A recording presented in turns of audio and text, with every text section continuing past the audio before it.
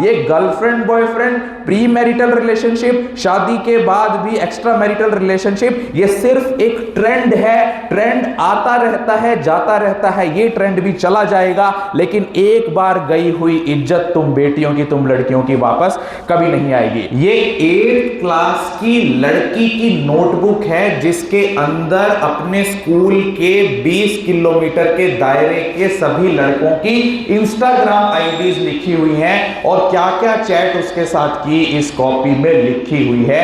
ये हाल आप लोगों का, यंग जनरेशन का आज हो गया है। आपने अपने आप को इस तरह से भटका लिया है कि आपने कसम खा ली है कि हमें ड्रग एडिक्शन में, सेक्स एडिक्शन में और मोबाइल एडिक्शन में इस तरह से डूब जाना है कि कुछ बनना तो दूर, पूरे समाज का सत्यानाश करके छोड़ना है।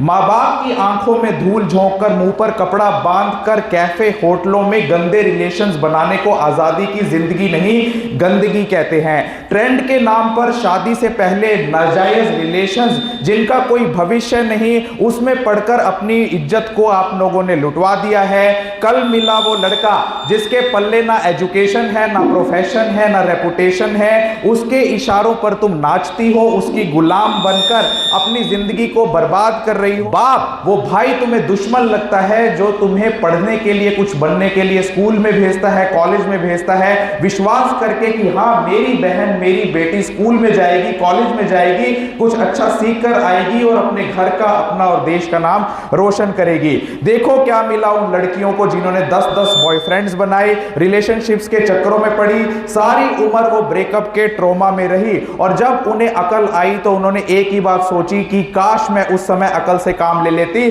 जब मेरे पापा, मेरे टीचर्स, मेरे भाई, मेरे पड़ोसी मुझे समझा रहे थे कि बेटी तुम गलत चल रही हो। ये गंदे रिलेशंस, ये बॉयफ्रेंड तुम्हारे करियर को, तुम्हारे गोल को तुमसे दूर कर रहे हैं। ये गंदे रिलेशंस, ये बॉयफ्रेंड तुम्हारे इतने बड़े दुश्मन हैं कि तुम्हारे साथ रिलेशंस बना के तुम्हें गर्भ निरोधक गोलियां खिलाकर तुम्हारे शरीर का सत्यानाश कर रहे हैं। ये बॉयफ्रेंड नहीं, ये वो दुश्मन, ये वो दानव हैं, ये वो दैत्य हैं, ये वो राक्षस हैं जो तुम्हारी नंगी वीडियोस, फोटोज, तुम्हारी वीडियो कॉल की स्क्रीन रिकॉर्डिंग्स को अपने फोन में स्टोर रखते हैं और हर वक्त तुम्हारी इज्जत को दांव पर लगाकर रख देते हैं। याद रखना कि गंदे रिलेशंस, गंदे ये नाजायज रिलेशंस का अंजाम हमेशा बुरा ही होता है। देखो जरा सालों साल जिस बॉयफ्रेंड, गर्लफ्रेंड के साथ थे, लास्ट में जब सब कुछ मतलब निकल गया, उसके बाद यही बॉयफ्रेंड और गर्लफ्रेंड गले काटकर लाशों को फ्रिज में रख रहे हैं। शादी से पहले 10-10 बॉयफ्रेंड बना लेना या रिलेशनशिप्स बना लेना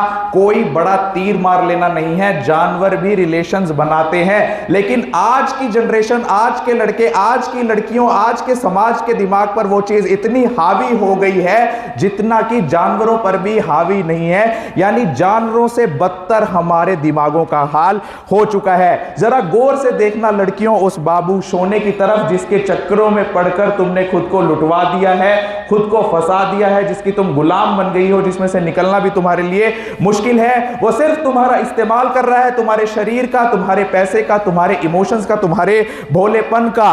बाबू सोने से जरा कहना कि मुझे शादी करनी है, तो वो बहाने बनाएगा तुम्हें छोड़ने के, बहाने बनाएगा भागने के, और एक दिन भाग जाएगा। क्योंकि मजे लेना सब चाहते हैं, लेकिन तुम्हारी जिम्मेवारी उठाना कोई नहीं चाहता। आज तुम मना कर दो उस बाबू सोने को जिसके साथ तुम रिलेशनशिप में हो कि मैं छोड़ रही हूं आज से ये गंदा रिलेशन, मुंह पर जोरदार थप्पड़ मारेगा, ब्लैकमेल करेगा, क्या पता काट कर फ्रिज में ही ना रख दे। क्या वो बाबू सोना मां बाप की तरह तुम्हें पाल सकता है? क्या वो बाबू सोना भाई की तरह तुम्हारी रक्षा कर सकता है? रिलेशनशिप बनाने की सही उम्र प्यूबर्टी, जवानी आना नहीं है, 14 या 15 साल की उम्र नहीं है। रिलेशनशिप बनाने की सही उम्र मैच्योरिटी आना है, समझदारी आना है। अगर आपने मोबाइल चलाना सीख लिया तो क्या आपने आज उस मोबाइल का सही इस्तेमाल किया? अगर आपने रिलेशन बनाने शुरू कर दिए, सीख लिए, तो क्या आपने उसका सही इस्तेमाल किया? नहीं। दोनों ही चीजों ने आपके जीवन को बिल्कुल बर्बाद कर दिया। आज स्कूलों में जो ये गोलियां चल रही हैं, जिनके नशे करके आप लोग क्लास में बैठते हो, उनसे लास्ट लास्ट में मिलेगा क्या? वो पैसा दूसरे देश के आतंकियों को फंड कर रहा है, वही आतंकवादी आपके देश पर आकर आक्रमण करते हैं। जो पोर्न वीडियोस आप बड़े चाव से अपने मोबाइल पर देखते हो, उस पर एक क्लिक करते ही उन आतंकवादियों के खाते में डॉलर पहुंचता है, जिन डॉलरों से आपके यहां पर हमले होते हैं। गौर से देखो कि जिस दुनिया में, जिस सिल्वर स्क्रीन में, जिस सपनों की दुनिया में तुम घूम रहे हो कि हम जनरेशन जेड हैं, हमने ड्रग्स लेना शुरू कर दिया, हमने रिलेशंस बनाने शुरू कर दिए, हमने मोबाइल चलाना शुरू कर दिया, हमारे जैसा तो होशियार ही कोई नहीं है। गौर से देखो कि इन तीनों ही चीजों ने तुम्हें दिया क्या?